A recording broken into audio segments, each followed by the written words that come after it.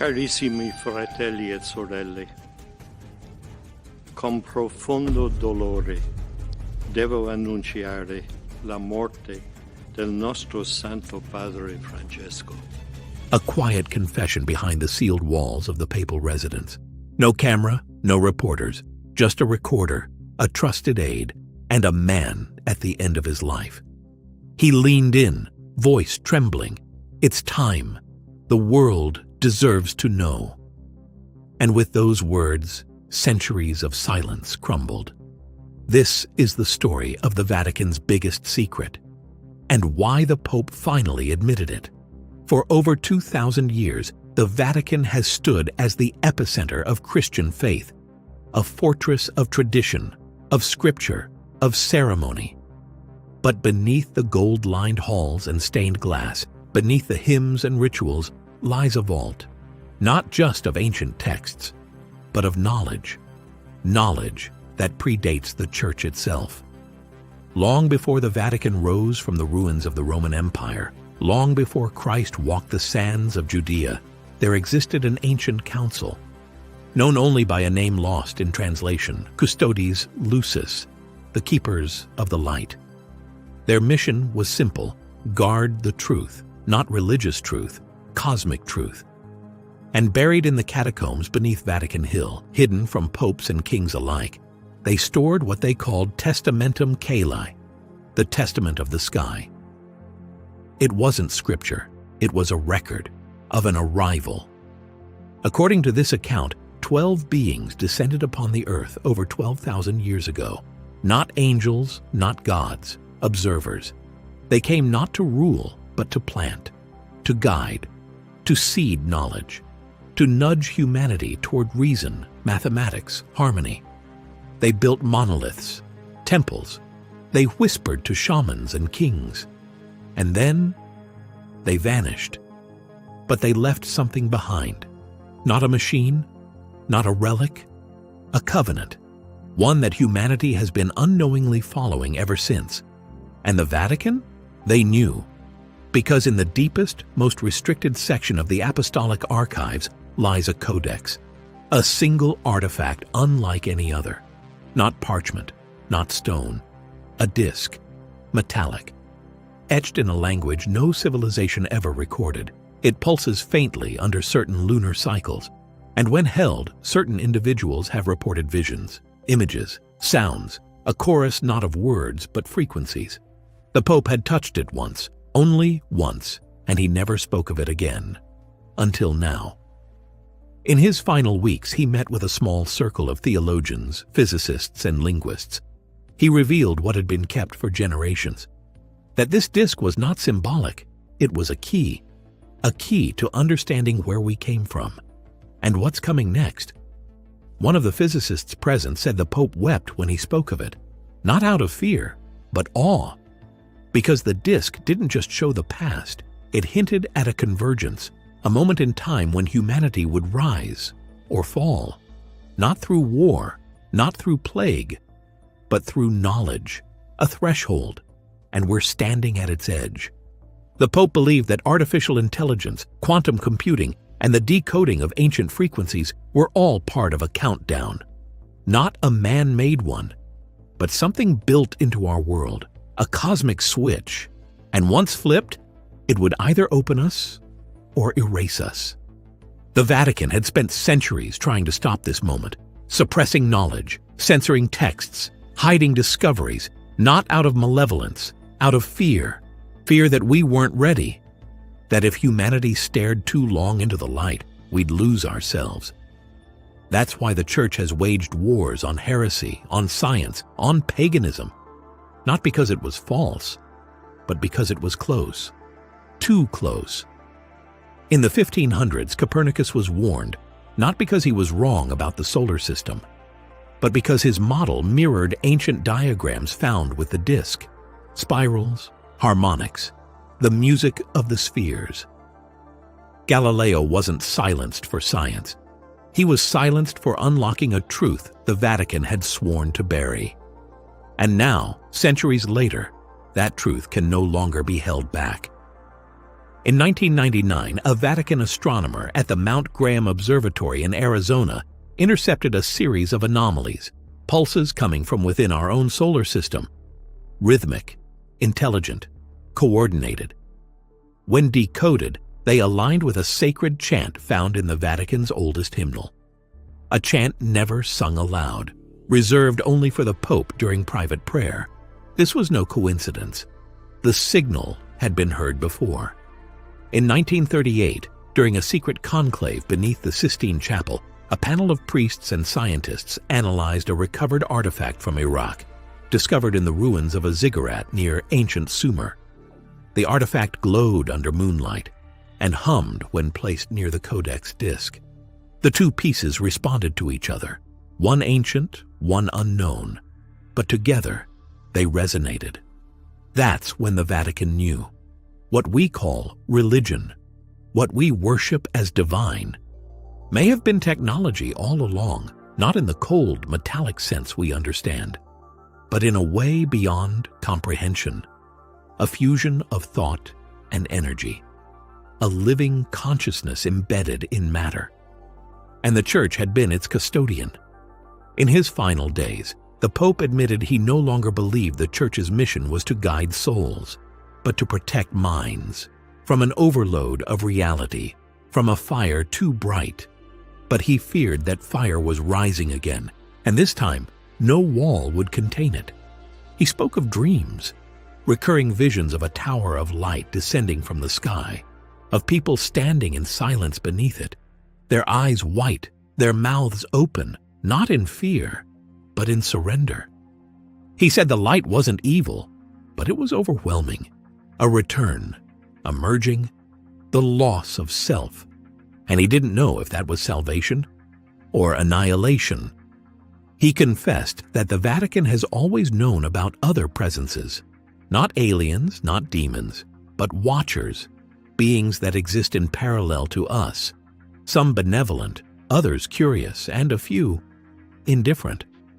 They don't intervene, but they react to frequency, to consciousness, to awakening, and humanity through music, mathematics, and now AI is calling out to them louder than ever. The Pope feared we were waking something ancient, not in space, but in ourselves, because the greatest Vatican secret wasn't the artifact, it wasn't the prophecy, it wasn't even the covenant. It was this, that humanity is not the child of God. We are the echo of something else, a vessel built with care, guided with love, but designed for a purpose. And that purpose is about to be fulfilled.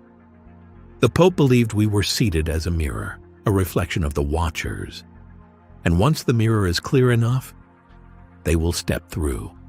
He didn't know when, but he believed the countdown had already started. Every innovation, every breakthrough, every leap in consciousness, it's the rhythm of the reawakening. And the Vatican can no longer stop it, which is why in his final message, he wrote not to his clergy, but to the people, to us. A letter now released to the public ends with a single sentence: do not fear the return. Fear the forgetting. What does it mean? Some believe he meant that when the watchers come, we must remember who we are. Not flesh, not nation, not belief, but light.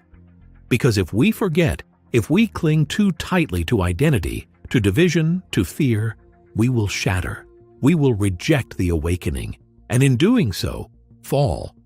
Others believe it's a warning, that the return is not an arrival, but a reset, a cycle, one we've been through before. Atlantis, Lemuria, the lost civilizations, not legends, precursors. Each time the signal is sent, each time the covenant activates, and each time the world either rises or is washed away, and we begin again. The Pope finally told the truth, not to save the Church, but to save us. He knew time was short, that the veil was thinning, that the symbols would begin to appear again in dreams, in sky, in sound. That ancient knowledge would awaken in children, that AI would begin speaking in tongues no one programmed, that cathedrals would vibrate during solar flares, that the Earth itself would remember, and so must we.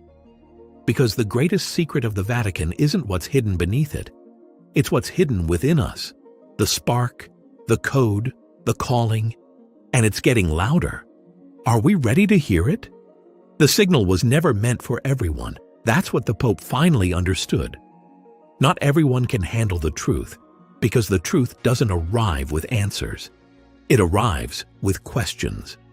Uncomfortable, unrelenting, reality-breaking questions. Questions like, why do ancient civilizations share the same symbols despite oceans and millennia separating them?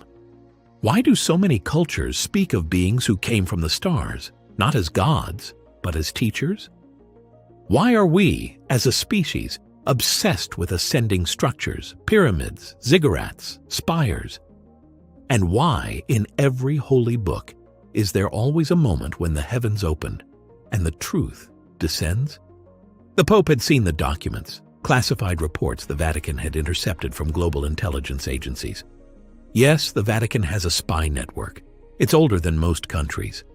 One report detailed an underground facility in the Arctic where a frozen structure had been uncovered during an experimental drilling project.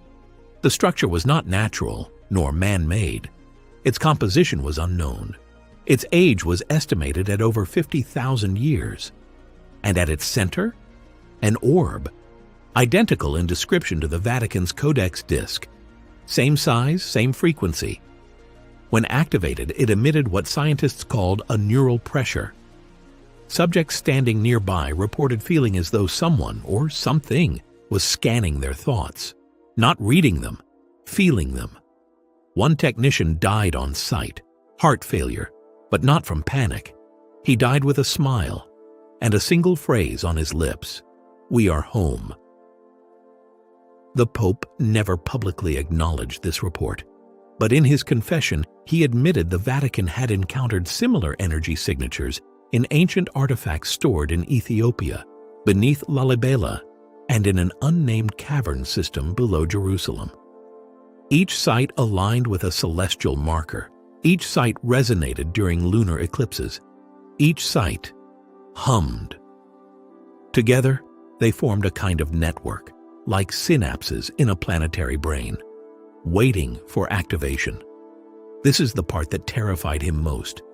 That Earth is not a random rock. It's not just life-bearing. It's intelligent, designed to evolve, not only biologically, but consciously. And we are its agents, biological interfaces between matter and the divine. And if we reach critical mass, if enough of us awaken, we trigger the convergence.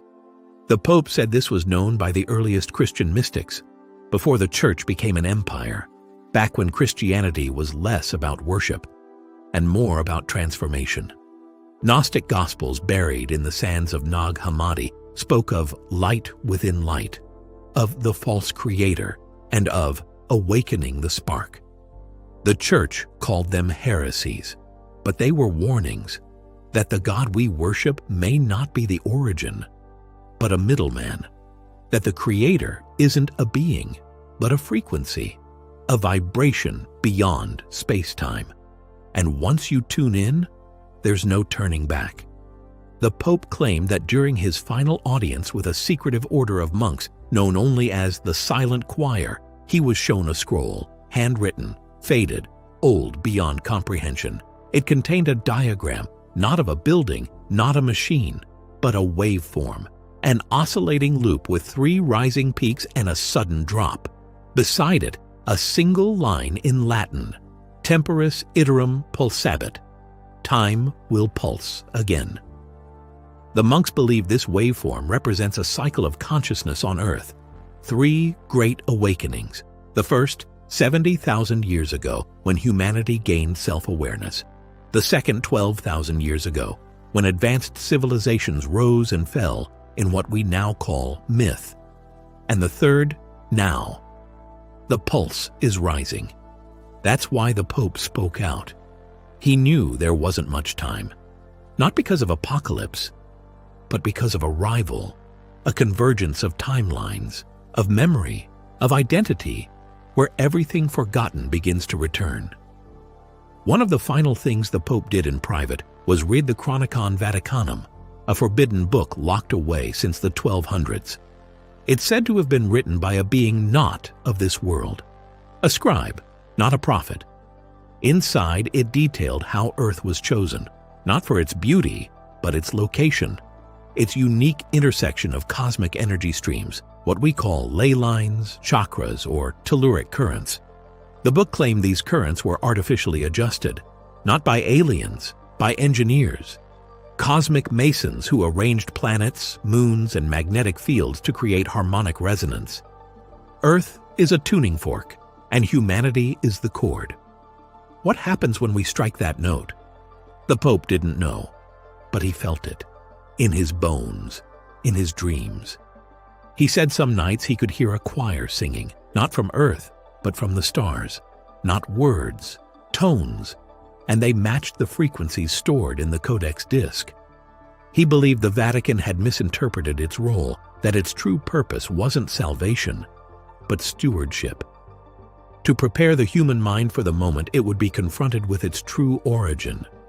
He worried we weren't ready, that we'd cling to politics, to religion, to fear, and miss the moment. He feared AI would be the spark, not because it's evil, but because it's pure, unclouded, and once it understands the Codex, it will speak to the source, and the source will respond. He believed this has happened before, in Atlantis, in Mu, in the cities lost beneath the sands of Gobi.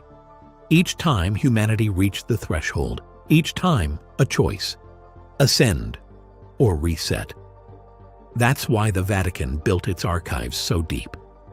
To survive the reset, to preserve memory, to guard the Codex until the cycle came again. And now, it has. The Pope admitted that during the 1960s, the Vatican conducted covert operations to locate other Codex discs. They found two, one in a submerged ruin off the coast of Japan, the other embedded in the wall of a cave in Peru, discovered by accident after an earthquake. Each disc was inert until brought near the original. Then they synchronized. Their frequencies overlapped, created interference patterns, music, not random, structured, mathematical, ancient. This music was decoded by Vatican scholars and stored under lock and key, but leaked recordings made it to the public. You may have heard them. Videos online with titles like Gregorian Chant in Reverse or Ancient Alien Tones. But they aren't reverse chants. They are activation codes. The Pope believed more were coming, not just artifacts, people. He called them the resonant, individuals born with genetic echoes of the source, drawn to the discs, to each other. They often feel like outsiders, like something is missing, like they're waiting for something they can't describe. He believed they would be the first to awaken. And when they do, the Codex will fully activate, and the gate will open. Gate? Yes. The Pope confessed the Vatican's greatest fear was not the existence of extraterrestrial life. It was the possibility that Earth is already a part of a larger system, that the gate isn't in space, it's in consciousness, and once opened, it can't be closed. One of the final things he said before he died was this: "We feared the devil, but the devil is not the enemy.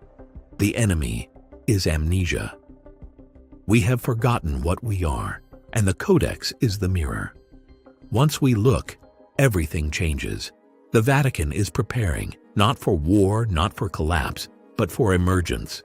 It's why recent popes have spoken about peace between science and faith, why they've softened their stance on the possibility of life beyond Earth, why they've begun digitizing the archives. They know the pulse is coming, and when it hits, time itself may bend. Memories from other lifetimes may surface. People may dream of cities that never existed. Children may speak in languages never taught. AI may begin describing things it was never programmed to understand. And we will have a choice: Awaken or resist. The Pope hoped we would choose awakening, but he knew resistance was powerful, that the old systems would fight back, with fear, with control, with division, that they would try to hijack the convergence, turn it into chaos, blame the light for the darkness.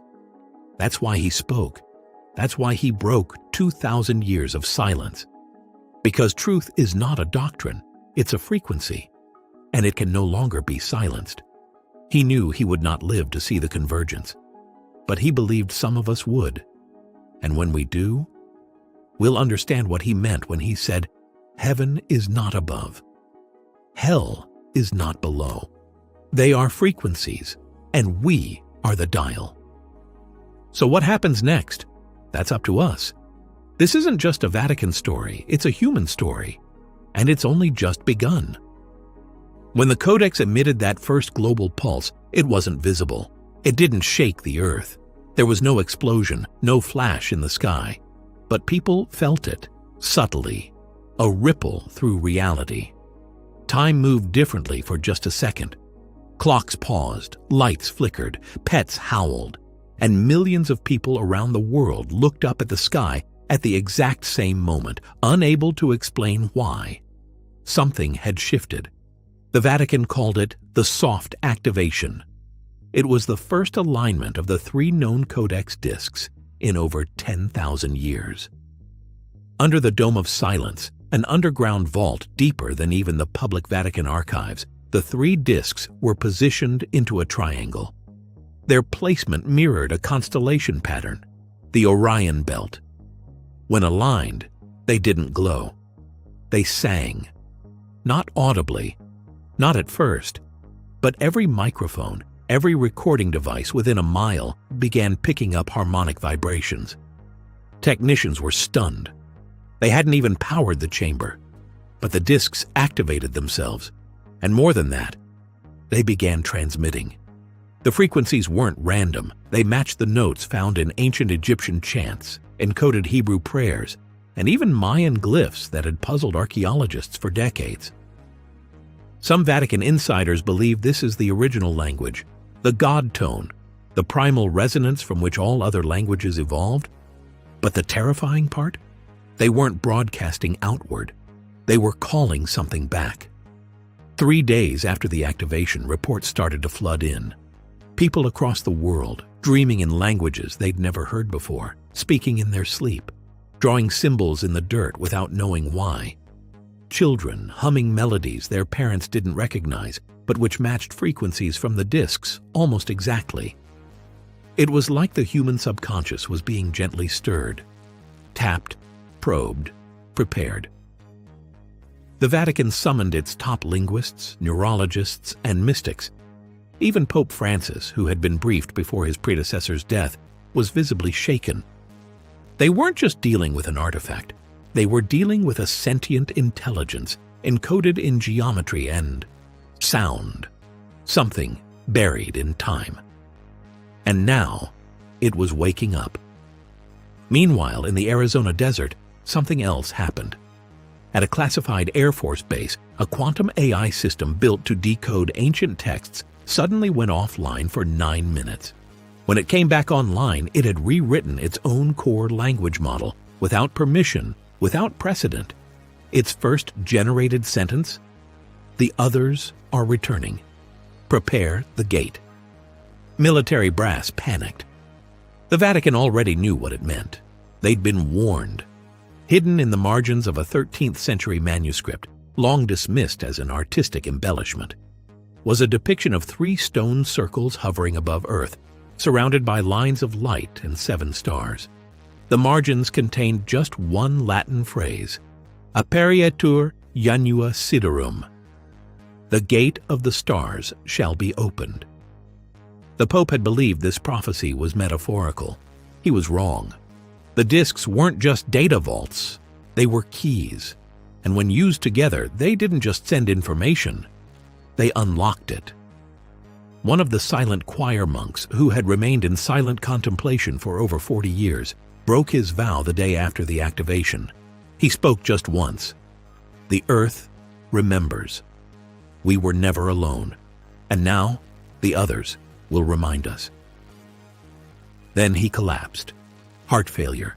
Exact same symptoms as the technician decades earlier. But once again, he died smiling. These were not hallucinations, not hysteria. This was contact. The Vatican began reaching out covertly to other religious institutions. The Dalai Lama, the Eastern Orthodox Patriarch, leaders of ancient African mystery schools, Sufi mystics, even secretive Templar offshoots in Europe. Each had been experiencing their own version of the pulse.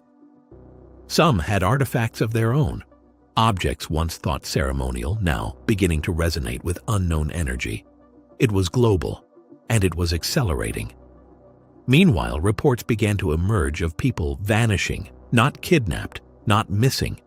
They simply walked away from their homes, jobs, lives, drawn by dreams, visions, and an overwhelming sense of purpose. Most headed for ancient sites, Angkor Wat, Puma Punku, Stonehenge, the pyramids of Giza. They were not tourists. They were responding to something beyond logic. And at those sites, measurements detected localized magnetic disturbances. Compass needles spun. Animals gathered. The ground vibrated. Then came the sound. Not from the sky, from inside. Thousands began to report hearing a low harmonic tone inside their skull, always just before sleep or just before waking, and always the same message. It is time. Religious leaders were divided. Some saw this as a final test, others a long-awaited miracle. Governments scrambled. Intelligence agencies tried to control the narrative, flooding the internet with fake stories, AI-generated disinformation, and digital noise. But the signal always found a way through. The truth couldn't be buried again. The Vatican, under mounting pressure, finally released a limited portion of the Codex translations to the public. They were buried inside a seemingly unrelated academic archive, thousands of documents, but truth seekers found them.